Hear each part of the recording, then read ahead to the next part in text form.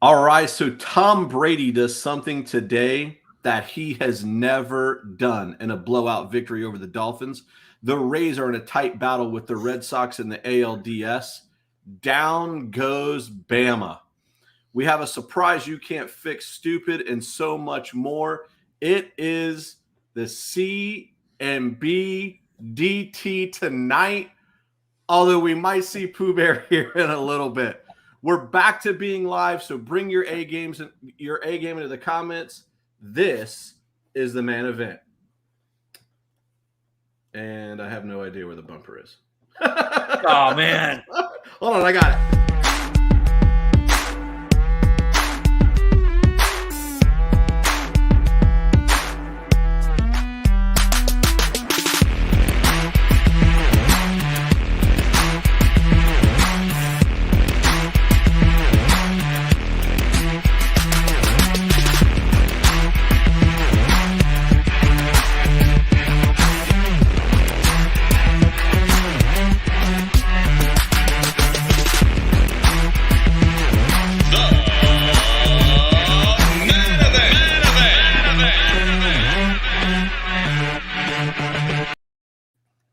Well, look who finally made it to work. Here. Look who finally made it to work. What? Oh, man, this guy. What? So Pooh Bear shows up at the last minute after we announced that it's going to be the CMB Dream Team, which is our Spartan team name. That's a nightmare team, sir. Listen, are you a Spartan, though, Pooh Bear?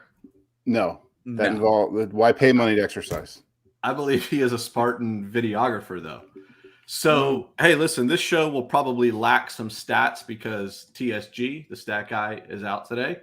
But you do get B-Love, Pooh Bear, and the Chief. And we're back live, guys. Yes, it's been a minute, huh? It has been a minute. First time we've had a live show, I think, in 2 weeks or so. So it's good to be back. Pooh Bear. Talk to me.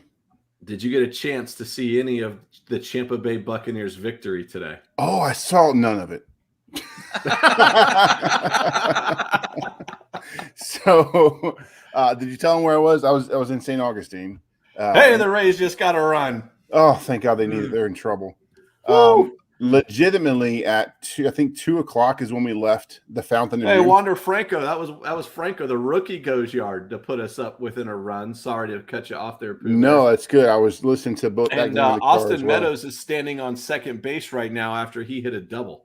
Come on. So, man, this is we need a win here, Bell. They are in trouble, guys. Well, if they lose today, I would say that they're in trouble. Well, they're in trouble right now during this game. I mean, they gotta get it together. Got to get this together. Yeah. So, anyways, we didn't get an opportunity to talk about the a game you did see, Pooh Bear, the Buccaneers Patriots game from just last Sunday night. I think that all of us, I said going into that game, if you go back and watch the show, I said we were going to hang 50 on the Patriots. Yeah. You're just off by a week. I mean, they put up 45 against the Dolphins. They put up 45 today, yeah. Well, they came close against the Dolphins today, so you're just a little premature. That's all. Hey, I did say that we were going to get 5 sacks. I was wrong. We only got 4 sacks. We got 4, and we were counting them too. I know we were. So that was. You know what I found frustrating about the past game. By the way, I'll first admit that a bad win is better than a good loss. So I am not complaining about the win. But, I go to work the next day, and people are trashing the Bucs, talking about Tom Brady throwing the ball high. He was off target. They're like, the guy's old. His arm isn't good. None of those things were untrue, though. Well, no, but remember, it's raining. The football I know where wet. you're going. I'm just saying they weren't untrue. I mean, the weather is a real factor when you are a predominantly passing football team, which the Bucs are. We have thrown the ball more than anyone else in the NFL. Okay, so when you throw the ball, it's hard to throw a wet football. It's hard to drive a wet football, which is what NFL quarterbacks have to do. And if it slips at all, it's going to come out high, and that's what we saw. We saw the Bucs offense. They didn't do great, when in inclement weather. Has me concerned a little bit going down the stretch when winter starts to set in, but no reason for guys to be, panicking about this offense. This offense is really, really good. Today we saw more balance. We'll get to that in a little bit. But as far as the Patriots game go, there was a lot of good to be seen in that game. Not so much on the defensive side of the ball, but there was a lot of good on the offense, Yeah, that the team still lacks a defense. They lacked a defense today in the first half. We'll get to that in a minute. But I thought that game turned around against the Patriots when the Bucs went to the running game. And, Leonard Fournette started to get some yards. That was truly what got them back in the game. And I was surprised to see them kind of abandon that. I mean, it worked out okay in the end, but they started to abandon that late in that game too. But to me, that was what turned it around. If they wouldn't have been able to start running the ball, because throwing it clearly wasn't working. And I think, Chief, to your point, this is a team that is designed to go vertical, right? Chris Godwin, Mike Evans, AB. These are not guys that run 5-yard outs. Right? No, they're not. And so where we're currently getting beat defensively in every game we've had so far is on that dink and dunk pass that is not part of our playbook. And that's why we had to switch to the running game in that game against the Patriots. So can I break that down for just a second? Please. So when you blitz, the blitz has to come from, basically it comes from the linebacker. So if you're running, you got 4 men on the defensive line and you have 3 linebackers. That's typical formation, 3-4. Okay, so now you're going to blitz one of those linebackers. That leaves you with 2 linebackers. Now, if, say, the running back or the tight end goes out for a pass, that usually falls to one of the linebackers to cover that guy. So that means that one of those 2 remaining linebackers has to go out and cover him. That leaves 1 linebacker to cover the entire middle of the field. So teams are picking up on it. No one blitzes more than the Buccaneers do. So they're saying, okay, if you're going to blitz, this is how we're going to beat you. We're going to throw where you don't have any defenders because they're either covering a running back, a tight end, or they're blitzing. And it's been working. So that's the problem there. If you want to fix it, stop blitzing. I think that will help. I just don't know if the personnel are in place to help with those.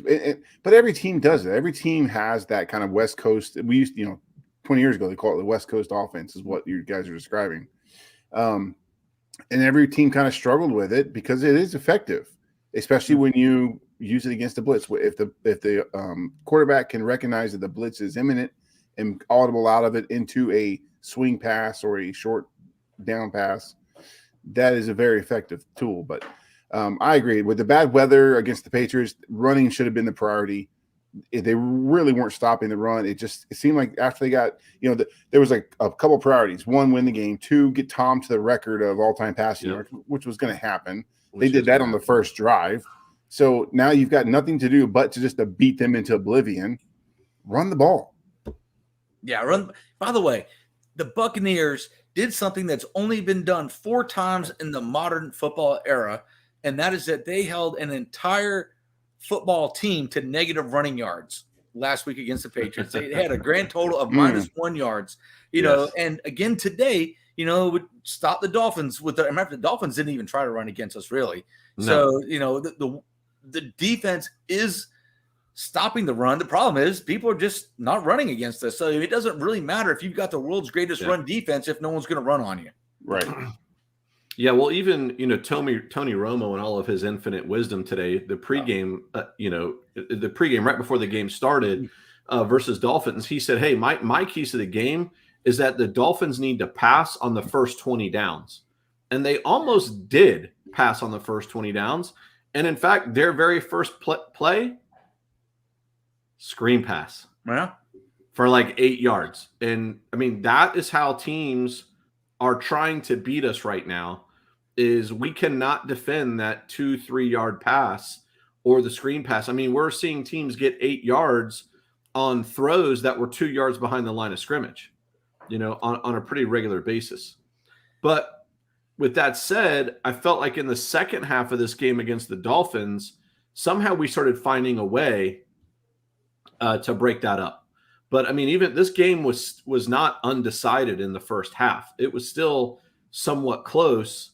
In fact, if the Bucs hadn't gotten that turnover going into halftime, it could have been pretty close going into halftime, but they absolutely came out and dominated in the second half. Yeah. Nice.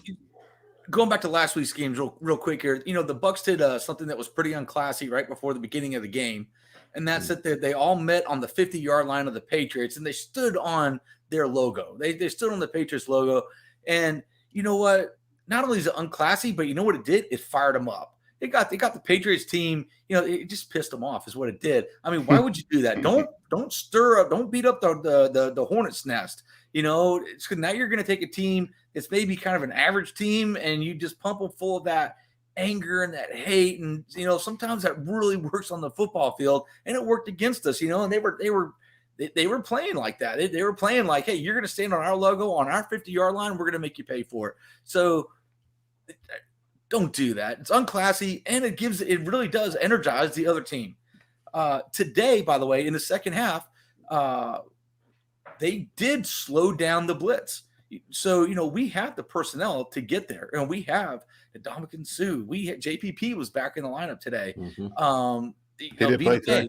He did play, yeah. So, they have the guys, to contain him, to contain any quarterback and get pressure on him. And the linebackers stood back, and guess what? They were still going for those 2 and 3 yard plays, and they were making them, but we were there to tackle them. So we were getting the tackles. The yards after reception, the yards after the yaks, the yards after catch. Yeah, we weren't there in the second half. No, and Chief, you and I were having a conversation today, sitting on your couch eating steaks. And one of the things that we were talking about was I bet the Bucs have given up more yak than any team in the league. Oh, they have to. Hey, October Randy just tied this game up, boys. October Randy. Oh my gosh, October. Oh, dude, I love October Randy. All right, this guy. Oh man, I can't wait to talk about the Rays, because this guy, he's picking up right where he left off in last playoffs. And listen, I said at the beginning of this season that he would not back up his playoff performance, and I'm here to tell you I was wrong. He's probably going to be Rookie of the Year. Write that down, by the way. He got tripped. Wow. I admitted I was wrong. Hey, so being that I didn't get a chance to watch the game, I did read the box score while I was stuck in traffic on the parking lot that is I-4. And I saw a lot of AB. I think he caught 2 or 3 touchdown passes. Oh, dude, AB caught 2. Mike Evans got 2. Okay. Your boy, the third down back, Bernard, he got 1. I saw on that. on a third down play. But man, AB had a great game. I think he had well over 125 yards passing. He caught a great ball from Blaine Gabbert in cleanup duty. AB was sharp today. Okay, good. Good. Yeah, but I said he was in a COVID protocol last week, so we didn't see him. I said Tom did something that, in this guy's illustrious career, he did something today he's never done, and that was to pass for over 400 yards and throw 5 touchdowns in the same game. Really? Is that crazy that he's never done it before? 400 yards and 5 touchdowns. I think Jameis has done it a couple times. Right? Yeah, but he didn't throw all his to the same team. When Jameis, he threw some to some team, some to the other team. He was throwing them all over the place. So yeah. In fact, the first touchdown to AB was like a 65-yarder. That's fantastic. Yeah, and hit him on a slant route, and boom, he gone. And with the Bucs victory over the Patriots, Tom has now beaten every single NFL franchise. I mean, that's just crazy.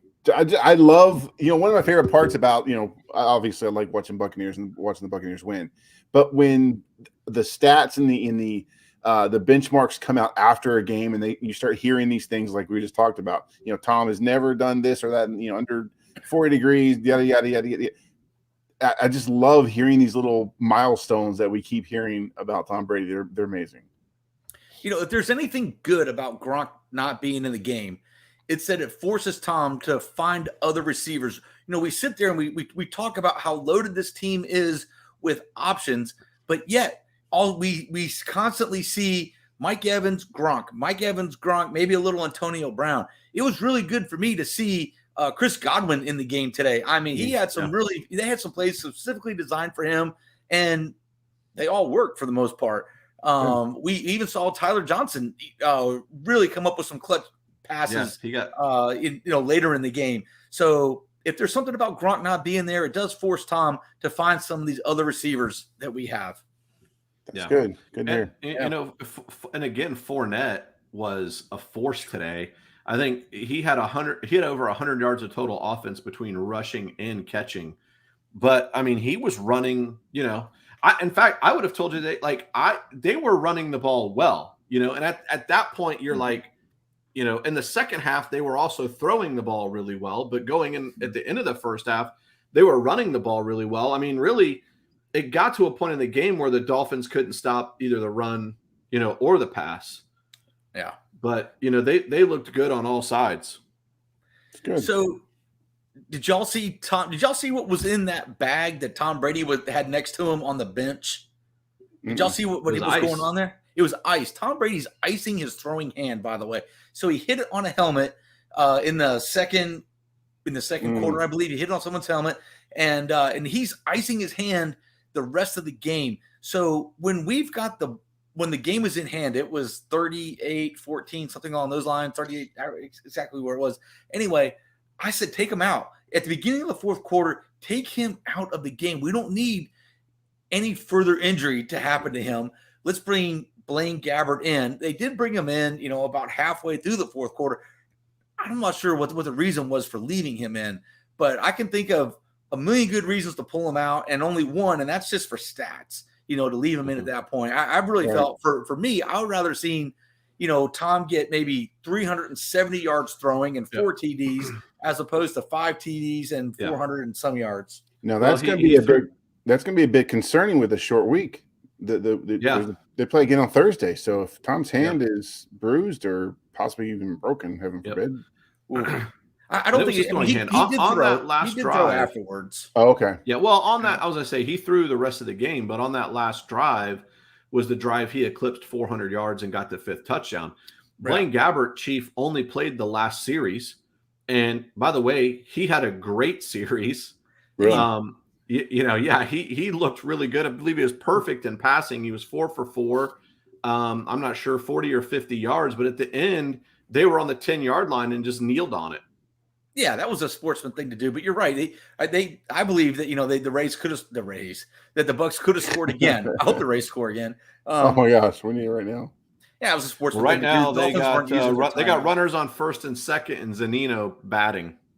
Oh, I like the sound of that. Yeah. He's either going to strike out or hit a home run over the Green Monster right here. Dude, how about it? Well, that's good. I'm glad the Buccaneers had a good game. I'm glad it sounds like, you know, the Dolphins are the cure-all to your weak offense and really weak defense right now. In the first half, the Dolphins played us tight. They really did. You know, this game was not in hand at halftime. Second half, totally different. It took, you know, 2 different halves, and we were able to, you know, pull way ahead. And you know, B-Love and I, we were talking. We said, you know, this is how we thought most of the year was going to go for us. We thought the second half was going to be boring, and it was nice to be able to sit back on the patio. Finally, about time. And enjoy, just relax, you know, a nice relaxing win. It took 5 weeks. The second half actually was kind of boring. You know, once we got, you know, they came out in the second half and we got the ball, and I think we went 3 and out, which that would have been a great time to really put the game away. But the Dolphins came right back out. We got a defensive stop. And then the Bucs went down and scored again. And at that point, I think we were up 2 touchdowns. And some of our chanting got a little bit on the weak side. And, and listen, we had to carry the entire man event crew. We had a busy first half. It was just the 2 of us. There's no Pooh Bear. There's no Chef Javi. There's no TSG. There's no Matty Ho. It's me and the Chief leading all of the chants. We had a lot of work all to the do. cheering. You know, Dude, we did all the work, all the standing, everything. Nothing was left behind. You're welcome. Yeah. You too. You're welcome. Chief, to that point, I believe I said at the beginning of the season, I thought that this team would hang. They'd average 45 points a game. You did. I believe this was the first game I believe they got to 45. But no. You look at we have the Eagles coming up on Thursday, and they showed us at the end of the game like their next 5 or 6 opponents, and nobody that's dominant.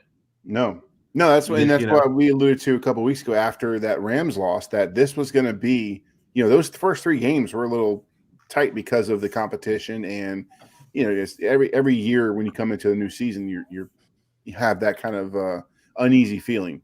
So, but after that Rams game, the schedule kind of softened up a little bit. There's a lot of subpar teams, not playoff teams, that the Bucs are going to have to play, and this is the time to get healthy and start to click, so that when you launch into the real fall, you're ready to roll.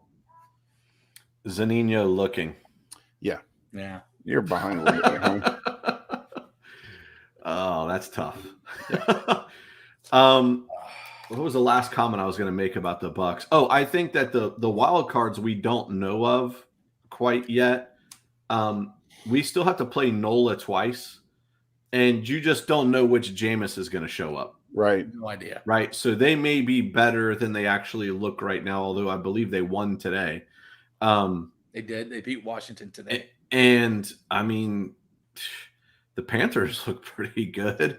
And they went all in on that trade this week to get secondary help. Yep. I think that cost them like $12 it was like a $12 million contract, right? I don't know what the salary cap hit was. A 6th-round pick though. Literally, I mean, they gave up nothing to get this guy. Well, their number one, their CB1 was their first round, Horn Jr., and he was injured in week 2, so they needed some help.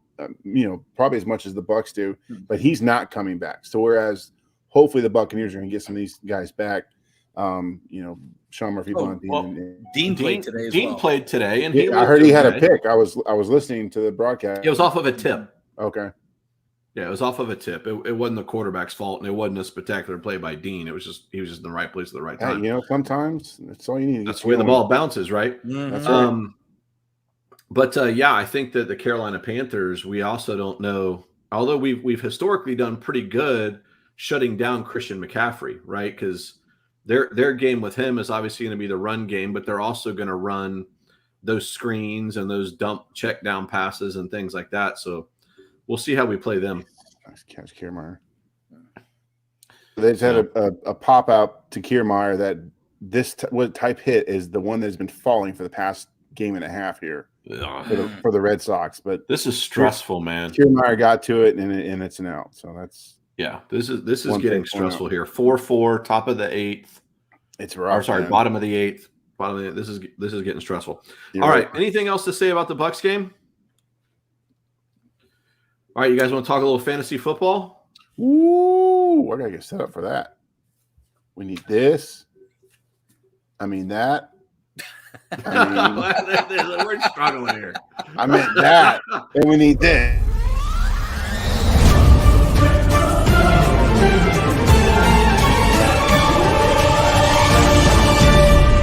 You're a wizard, Harry. You're a wizard, Harry.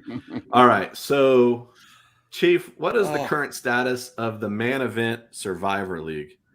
Well, I mean, let's tally in a minute because we got a couple of weeks to cover here. If you remember last week, we did the game early, so we didn't have the results from week 4. We have week 5, which is now basically completed. So we can talk about those, and then we can get into our picks for week 6, and maybe Pooh will have tallies for us at the end of all this.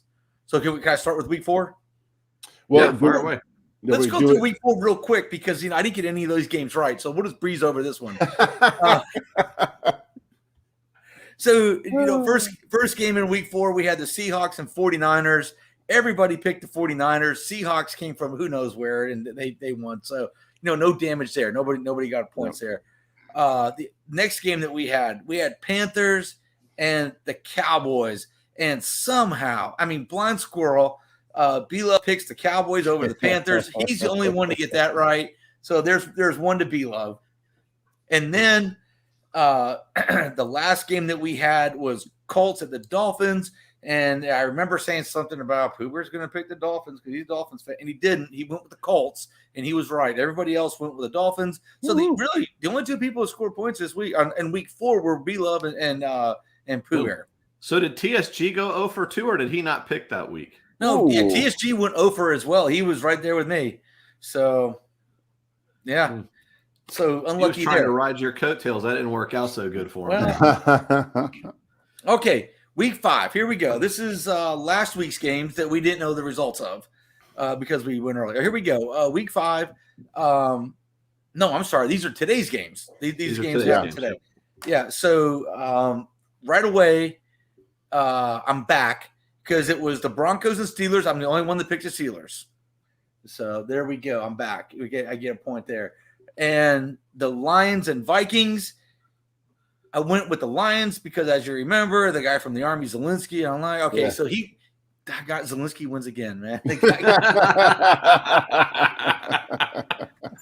D-Love and Pooh Bear picked Vikings, and according to my paperwork, TSG went with the Jaguars. Yes, he did. Yes, he did. He did. So, and then, finally, and then the last game is the 49ers and Cardinals. That game is going on right now, and I am looking to see where it was at because the Cardinals were winning. Cardinals are still winning. Cardinals are still winning. It's in the fourth quarter. 2 minutes to go. Looks like the Cardinals had the ball, 17-10. The Cardinals are probably going to win that game. That will be another point for B-Love and Pooh Bear. I went with the 49ers. And, again, TSG picked the Jaguars. Good job, TSG. Yeah. So let's just go ahead and call it. So where does that put the standings at, Pooh Bear? You got the quick. So I need to know what was the totals from last week or this current week. You said I was 2-1. I get a point for the Steelers. Yep. You are going to. Looks like you're going to get 3. Looks like you get 3. No, I'm sorry. You get 2. You get 2. 3-0 sounds right. 3-0. I'm going to get 2. You're going to get 2, and B-Love's going to get 2. Okay. So what that does is that brings TSG to a whopping not 5-10. At 3-3. So you go even, be-love. That gives you a 6-9. I'm clawing back. I go even too, 3-3. So that gonna make me 9-6. And Chief, you're gonna go add 1 and 5 to your already total, so you're gonna be 8-7. Pooh Bear takes the lead. Oh, I mean, big dogs eat when big dogs eat. All right, so this week, Pooh Bear, we already put these on the banners if you want to grab this. See that? Yeah, let's go. First up. So the first game this week is we got the Dolphins and the Jags in London. I like to call that the breakfast game. Now, there was one of those this morning. That's the biscuits and gravy game. There was one this morning. Did you get up and watch that one? No. Okay. They didn't show it on the big screen in church, so I didn't get to see it. Yeah, we didn't get to see that. Yeah, but the biscuits and gravy game here. So I'm gonna pick first on this one. So I believe that Trevor Lawrence and boys, they find a way to pull one out in London. Oh boy! And they're finally gonna get a W. Well, I do not believe in Trevor Lawrence and the boys. They are absolutely a train wreck of a team. Whatever Urban Meyer has going on, I don't know. Did he even coach today? Did he make it? They played at home against him. Yeah, he coached. We're going to talk about that in a little bit. Okay, well, I still don't. Guess which segment that's in. You can't pick Cuban. You know it, my man.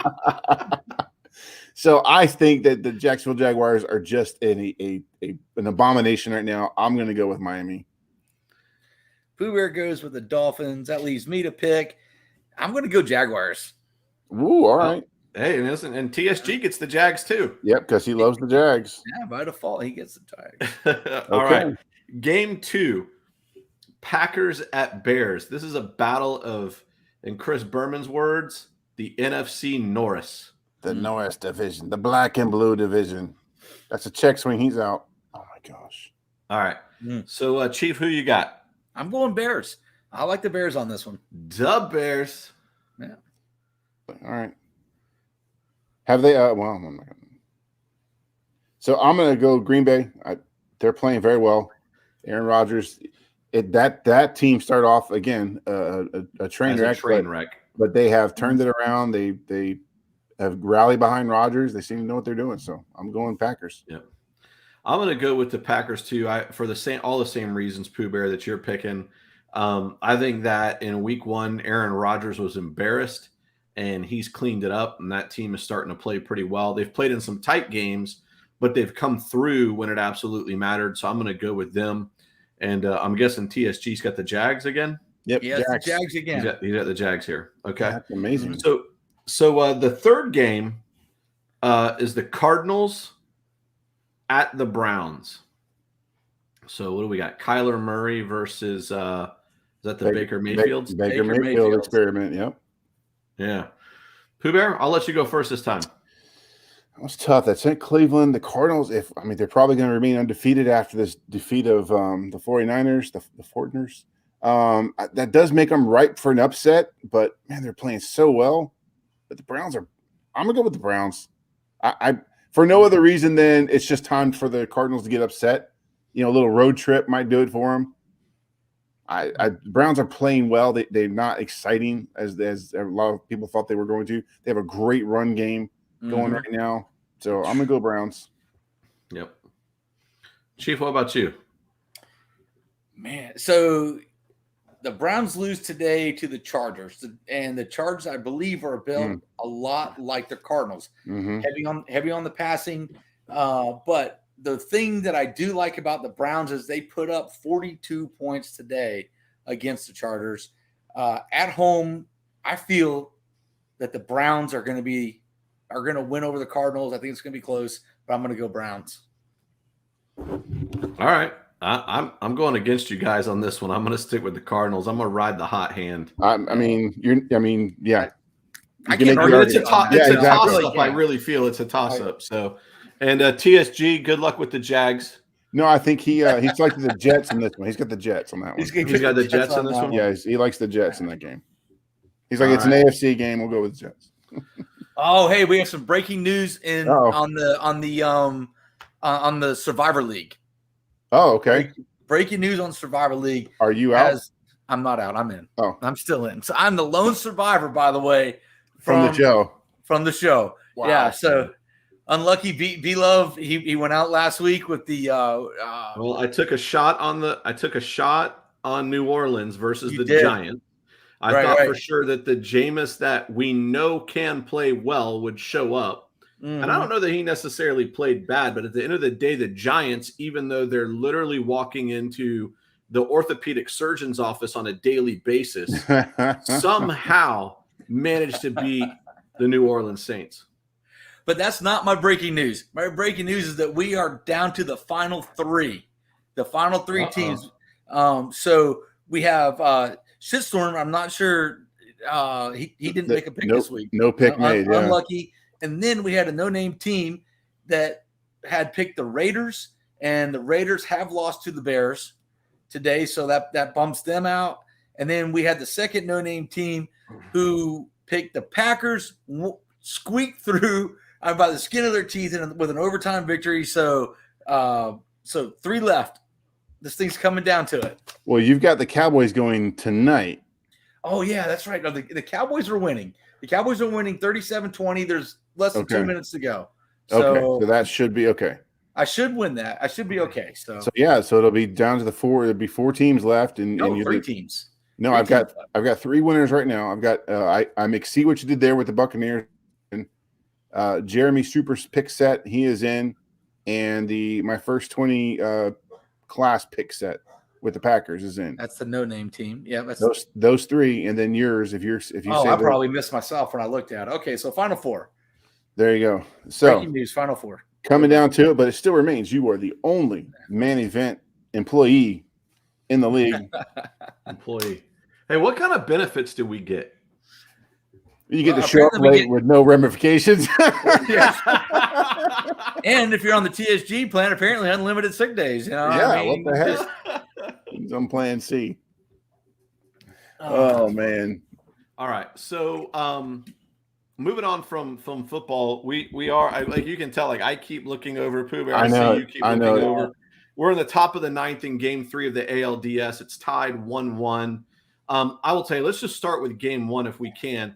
And I made the comment earlier that A-Raz showed up in game 1 just where he left off in the playoffs last year. He goes ding dong, and probably one of the coolest plays in sports. Just a straight steal of home. And he was setting that thing up too for several pitches. I loved it. It was absolutely fantastic. I was trying to, I wish TSG was around because I was trying to pull some stats on this myself. Okay. So there's a difference between stealing home and a straight steal of home. When you're stealing home, it's about 20% of effective. It's about 20% that it works.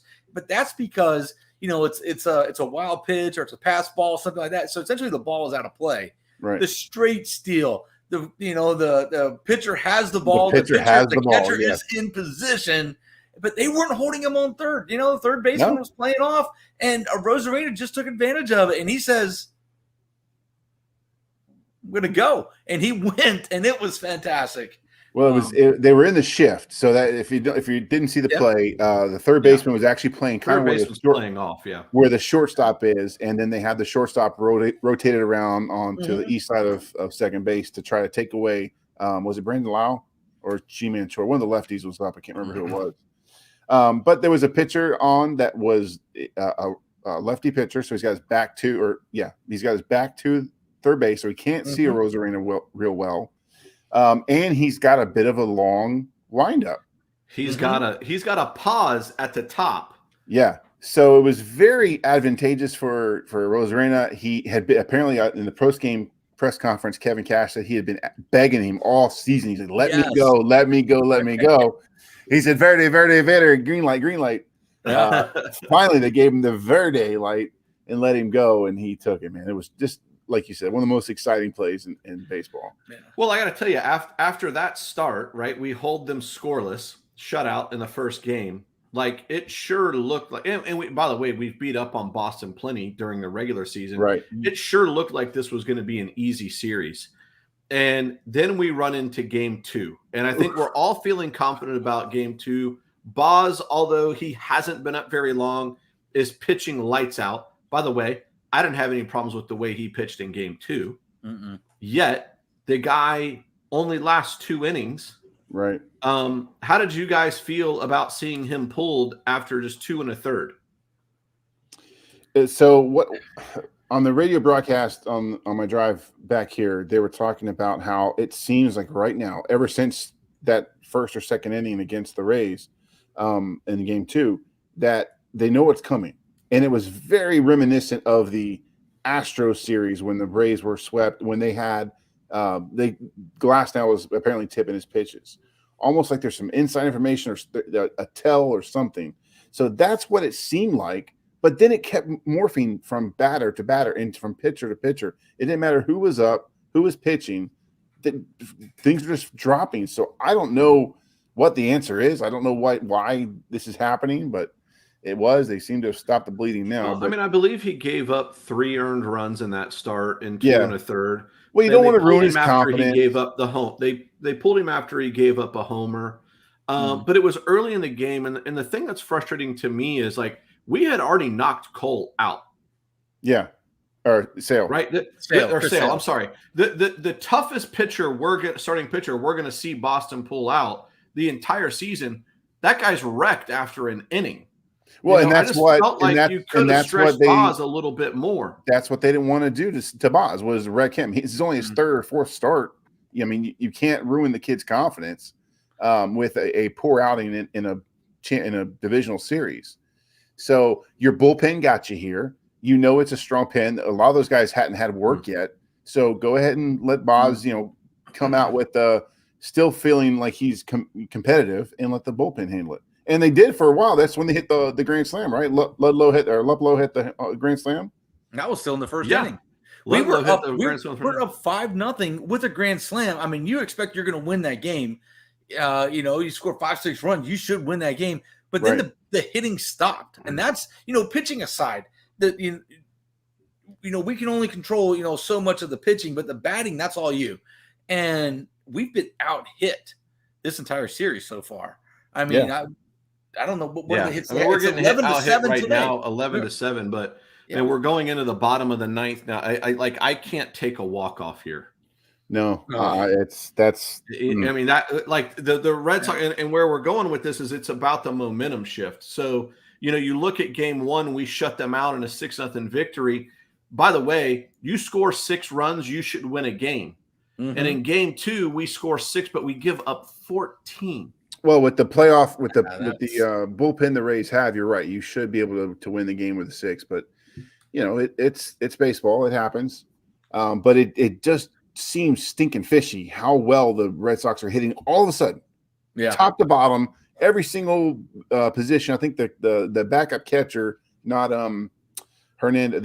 I hear Pooh Bear, like, he's kind of wants to say they might be cheating. That's what he's saying. I do hear it. There's a conspiracy coming out here. I mean, I can almost hear the trash cans. Have the Red Sox been completely innocent of any wrongdoing over the past 5 years or so? I don't know. There was that time they were eating fried chicken in the dugout during a game. Well, that's going back a little bit, but didn't they just fire their manager and the GM because of some stuff going on? I mean, because I think they fired them because they were former Astros people. Well, yeah, but there was also some other problems going on. Beside the point, everybody takes an advantage when they can, just like we talked about last weekend with the batter's card. Well, Kmart, he didn't give that back. So yeah, you take your advantages where you can, but it just seems fishy. That's all. That's all I'm saying. It sounds fierce. Here's the challenge as we shift over to game 3. We're in the bottom of the 9th. It's a tie ball game. Here comes Arroyo, Schwarber, and Hernandez. And these guys are all hitting the cover off of the ball right now. Yeah. We get through this inning. They are combined in this game. They are combined 7 for 11 in this game. Wow. We get through this inning, we win this game. We need to get through the 9th inning. We get through the 9th inning, we'll win the game. Now, from your lips to God's ears. There you go. Please. Mark the time. But I don't think we want to lose momentum here. This is a big momentum shift. If the Red Sox get a W here in game 3 at home. Yeah. Because we play them again. We play them again tomorrow night. Tomorrow at 7 at Fenway. So that would be a deciding game in your home stadium. That would be a deciding game. So I just think that and I tell you the other thing that listen, I know this is the way the Rays play baseball, but with an off day today or yesterday, they send some cat I've never heard of to the mound today to start the game. Rasmussen? Right. Which is he's pitched for us less than 30 innings. Yeah, he's been pitching all season. I mean, he was part of the Willie Adames trade. All right, so Jordan Ludlow or Luplow, I keep saying it's Ludlow, it's Luplow. Sound like you guys with Lau and Low. He was one of the. Who we're talking about, right? So sometimes with the Rays, there's got 3 other lows. There was one out. So he was part of the return for Willie Adames, and he was a former starter for them. Went to the bullpen. Similar, I don't really know his stats, but it was a similar situation to the Tyler Glasnow situation where they brought him up as a starter, didn't do so well, pulled him back in the pen, and never really found his way back to the starting mount. Well, the Rays, with their magic pitching, horse whisperer stuff they do, they get in his ear. He gets back some more starting chances and was really playing very well, pitching very well for the Rays. So I had no problems with him coming and pitching today. They played him in the opening role because he only pitched 2 innings. Yeah. So what I'm getting at is essentially today was a bullpen day after a day off. That doesn't make a whole lot of sense to me. I mean, what does with the Rays decision making when it comes to pitching? What does make and Chief, you thought that today Yarbrough was going to get the start. He's not on the roster. He's not on the roster. No, he's probably not going to start then. No. Oh, there you go. He's not. He didn't make the DS roster. Divisional. Okay. So now they got a runner either, on. So I found that. Schwarber gets on. He did not. So now they got a runner on first. Yep, just a little bloop, just a bloop. Stuck his bat out there and hit it. But, a little double play action coming up right here. All right, I like where you're going. So listen, we do have a little bit of college football to talk about, but before we get into that, it's time for You Can't Fix Stupid.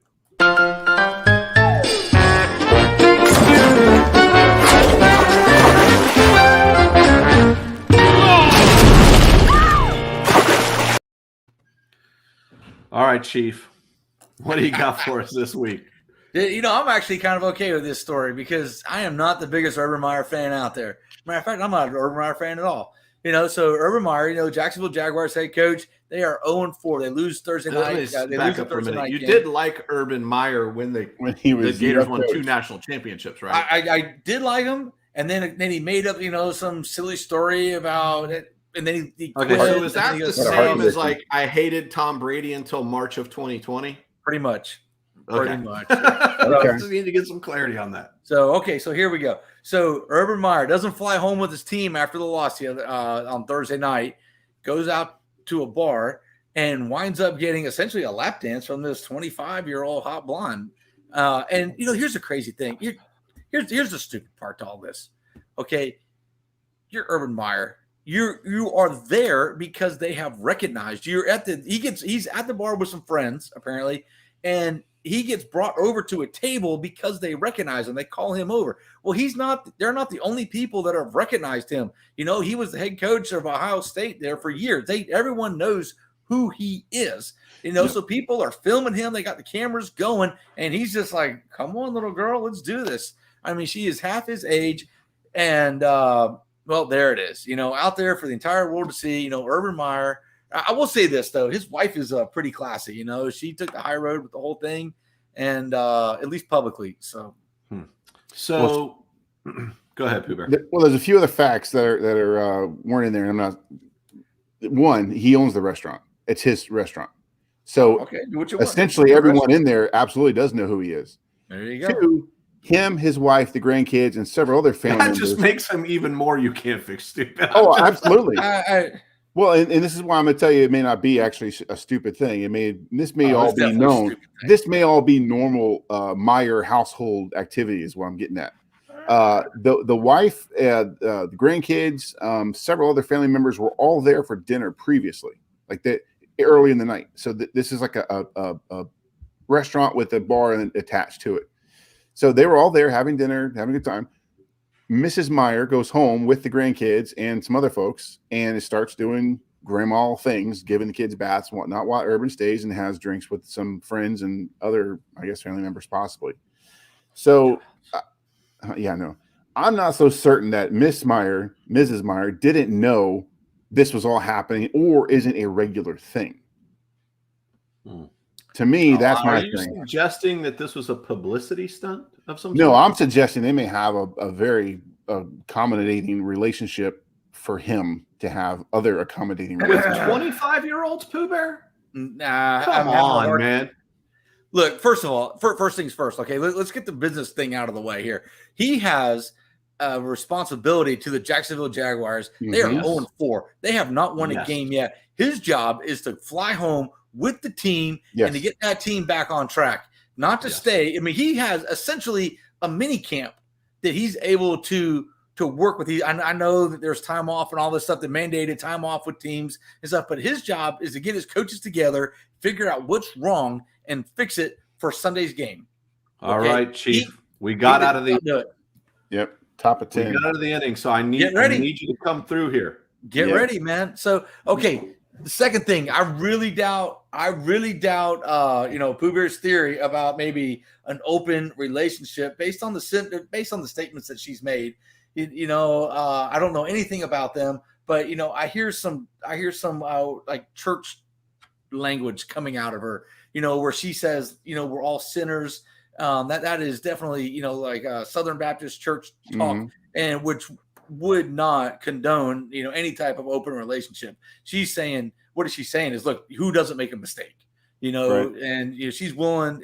I don't know if she's willing to forgive. At least publicly, she's willing to state that. So I really would be surprised to find out. I don't know either. I'm just saying go ahead, Pooh Bear. I mean, no, it just really seemed like it was not an abnormal thing for him to get involved with someone. His story was, hey, they called me to the table because they recognized me, even though they're at my restaurant. And I got some pictures, and somebody, started coming over and flirting with me. Have you seen the video? I saw the video. That's not flirting. Where's this hand? Yeah. Where's this? I don't. Yeah, he was not. Hey, listen, I'm married. You need to back away. This is inappropriate. Yeah. He's enjoying himself. I haven't seen the video, so I only know what I've heard about it. But I hear Urban's wife, hey, listen, we've all made mistakes. We've all done things. I'm 100% behind her on that. I am not okay, to your point, Chief, with the way that he handled his role and his responsibility as the head coach of the Jacksonville Jaguars. Right. Yeah. That's where the problem. So the problem A, he didn't go home with the team. Problem B, I think he extended his weekend longer than the owner had kind of approved or the GM approved. Mm-hmm. Problem C, when he gets back and starts apologizing, the players are laughing at him reportedly. Like he didn't come to the entire team and say, "Hey guys, I screwed up. This is not the time to do these things. We need to be serious about our jobs." This and that. He went by position group, and this is all reported via tweets and ESPN and all those places. That he went position group during meeting rooms and said, "Hey, I'm sorry, it happened. Don't do what I do. Do what I say." Leaves, and when he leaves the room, the players start laughing at him, going, "Are you kidding me? This guy's a joke." Yeah, he's lost the team. He has lost the team. He's lost the locker room. Well, I mean, listen, when you're 0-4 or 0-5, what are they are now? Over. Like, it doesn't matter. I mean, his off-field antics are one thing, but when you're 0-5, yeah, people are starting to wonder. What happened, Pooh Bear? We got a hit. We got somebody on base. Okay. Hey, why wasn't there a runner? I guess they don't do playoffs. I was about that rule's over. We did the Oklahoma stuff all the way up to now. It's over. Okay, it's over. It's over for all future. That they said they've done away with that rule. Manny Margot is standing on first with a hit. All right. So, anyways, my thing is, when you're 0-5, you're already starting to lose the locker room. Mm-hmm. Yep. Right. And I guess at that point they're 0-4. But when you're 0-4 and people are already doubting the direction of the team, and listen, I understand that they have a rookie quarterback. Yep. Rookie quarterbacks are going to make mistakes. Right now, the game is probably very, very fast to him. Yep. He's making less and less mistakes, though. He's throwing less picks, although I think he threw a pick 6 today. But then you add in the intangible stuff. It just makes it a whole lot harder for people to have faith when you're as the leader of that. When you're the leader, you have to do the things just like everybody else does, even though you don't have to, because sometimes it's just the example that you set. Yeah. And I'll tell you, look who else shows up in the news this week too, is the old ball coach here for the Tampa Bay Buccaneers, won our first Super Bowl, Mr. John Gruden. Right now, he's got himself in a bit of hot water. Yeah. Here's my question on this. Okay, this happened 10 years ago. Okay, who hasn't made a mistake in 10 years? Where's the statute of limitations on saying something that you'd like to pull back? If he's made one mistake in 10 years, and what he said was not cool, but it wasn't. I don't know how I even know what to say about it. Okay, it wasn't cool, but it wasn't the end of the world either. But I mean, definitely wasn't cool. I'm not cool with it myself. But I mean, for crying out loud, it was 10 years ago. You have to go back through emails to find this. I'm not that and like, who wants to find dirt on you so bad they go through 10 years of emails? That's my thing. Who goes back for 10 years and looks at emails? Who knows? But this reminds me of the Paula Deen issue where she was on trial and had to admit to using a word that she had used previously. I think it went back like 20 years at the time. Yeah. We haven't heard from her since. I mean, she still owns her restaurants and all that kind of stuff. But this is the kind of thing that could happen to Coach Gruden right now. We could never. I mean, he could go away here in a little bit and never hear from him again. Yeah. So. And this is an exaggeration of how bad this is. I'm not trying to minimize it, but I'm just trying to make a point here. Is that if I say, hey, B-Love is bald, 20 years from now, bald is something that you don't say, like you just ignored it. Right. You're not allowed to call people bald. We say follow challenge nowadays, folks. There you go. Now all of a sudden I'm in trouble because I was on the main event and I called the man bald and they got video of it. Right. So what I'm saying? It's and I'm in no way condoning what he said. I'm just saying this was 10 years ago. Who hasn't made a mistake in the last 10 years? Right. I don't know. And where is the person that, I mean, I know he said this specifically about a reporter or a television, I can't remember who it was now. The thing he said, was it specifically towards another person, right? Was it Mike Tirico? No, he was talking about somebody specifically. Yes. Correct. Did that? And he didn't say a derogatory word, but he No, I know what he said. I read the story. I read that part of the story. How It was would insulting. It was insulting. Yeah, he said something insulting. Yeah, it Correct. was insulting. Correct. So why The characterization, so to speak. Yeah. Mhm. So, but it has that person come out and said something that says, "Hey, listen, I want him gone, or I want him terminated. I don't want to hear from." If that person comes out and says something, then I'll listen to what he has to say.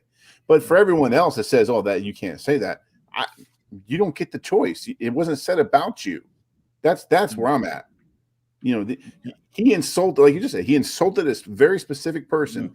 To me, that very specific person is the only one that has any credibility with anything that happens to Coach Gruden after this. Yeah. I mean, listen, 10 years is a long time to go back, regardless of, again, not okay with it, but 10 years, and you're just looking. Right. You're just looking. So there's a new number 1 in college football. Yeah. Bama goes down. Bama goes down. To, at the time, the unranked Texas A&M Aggies. Oh man! So the whole college football picture is a mess. I mean, let's just look at the top 5. I don't even know that the top 5 is a legit top 5. I mean, we have Georgia number one, who they beat Auburn, who is unranked, but they didn't beat them decisively. We have Iowa, who probably played the hardest team of the week. Of the top 5 anyway. They played number 7 Penn State. They did beat them. So, I give Iowa some credit. Who has Cincinnati beat at number 3? I mean, they crushed Temple, but I mean, come on. Well. If you're the number 3 team in the country, I have no idea who Cincinnati has beat. Kind of reminds me of several years ago when Hawaii was undefeated and they were ranting about they wanted to be number 1. Why weren't they in the playoffs? Go back further than that. Do you guys remember when USF was ranked like number 2? They got the number 2. They got the number 2. Well, but Cincinnati is playing like the old Ohio offense, where it's a high-flying offense with a little bit of defense. But go ahead. But they haven't played anybody yet. They haven't proved themselves. Oklahoma beat Texas, number 20, now ranked number 25, and Alabama lost to Texas A&M, now ranked 21, unranked as of Saturday. I honestly feel, I think Alabama fell to number 5 just as protocol. Alabama honestly should be at a minimum number 3. Well, they're the highest ranked. They're the highest ranked one-loss team. Yeah, they're the highest ranked number 1-loss team. This will settle itself in the playoff picture. But the reality of it is, I really think that these numbers are. How surprised are you to see Kentucky in the top 10? Kentucky's playing well. Man, Kentucky took down Florida, which was the first time that had happened in Kentucky in like 30 years. And I don't think anybody expected to see that happen. Kentucky wins again. I don't know, man. Maybe I'll have – put it this way. I have more confidence in Kentucky than I do Cincinnati or Oklahoma. Well, Kentucky plays Georgia this week, right? Is it Kentucky, Georgia, or Kentucky, Alabama this week? Hold on here. They're about to get their first look at a contender. Yeah. So, and this goes back to I think I've said this a couple weeks ago, where I don't feel the college ranking system should start until about week 8 because of everything you're talking about right now. We don't know who's played what. You've got freshmen starting at quarterbacks. You've got seniors that are playing in offensive line that should have left last year, but they've got a redshirt exemption, this and that. All this stuff that doesn't, really take hold until about 4 or 5 weeks into the season. Then you need to see what's going on. So Kentucky does play Georgia this week, 3:30. Saturday at 3:30. I think they're in for a rude awakening. One of them is. See if I can figure yeah, one of them is. You're right. One of them is. Yeah, one of them. They're both undefeated. I think Wake Forest is still undefeated. Iowa's undefeated. And you've got some really good one-loss teams. I think Michigan and Ohio State both have one loss, and they're really good. Michigan State, too. I can promise you, man, he just stole second. Oh, his hand came off the back. Nobody wants to play Alabama. That ended the inning. I can tell you, nobody wants to play Alabama even after their loss, right? Nobody's beating down the door to say, "Oh, well, we got them. We cracked." I don't know. Florida played them pretty tight too. Played them tight, but they didn't beat them. Yeah. I'm just saying that. They certainly look beatable now. Oh yeah, well they are. Well, they are beating them lost. now. So yeah, But I can't remember the last time an Alabama team, a Nick Saban team, lost 2 games in that wasn't a playoff game, right? They've lost 1 game and then lost a championship game or a playoff game. right. Well, Alabama's not going to lose this week. They're playing Mississippi State, so I feel they're going to be okay. They're going to have a bounce back. Hey, I feel sorry for Mississippi State. They might put 100 on them. I mean, no doubt. Well, gentlemen, we are out of time, and this game is getting more stressful with every pitch. I'm watching the replay. He was safe. The only reason he's too fast. Oh, he never tags the bag. No, they got him. Because he's too fast. He slid past the bag and came off of it. Man. Anyway, hey, for me, special shout out to Peter and Larry, who were my fire pit cigar smoking buddies last night at the Homewood Suites in St. Augustine. We ended up talking all kinds of sport. They're Pittsburgh. We had one Pittsburgh fan, one Denver fan. I talked Pittsburgh sports with him. Got the real deal on the Ben Roethlisberger and what's going on. But just a great time to talk with those guys. I really enjoyed that. Hopefully they're watching tonight. They said they were. I'm sure they'll catch this at some other time. Other than that, we had a great time. It's a little sloppy because we're stressed out over the Rays, right over our shoulders. Go Rays! Let's pull through. They're in trouble.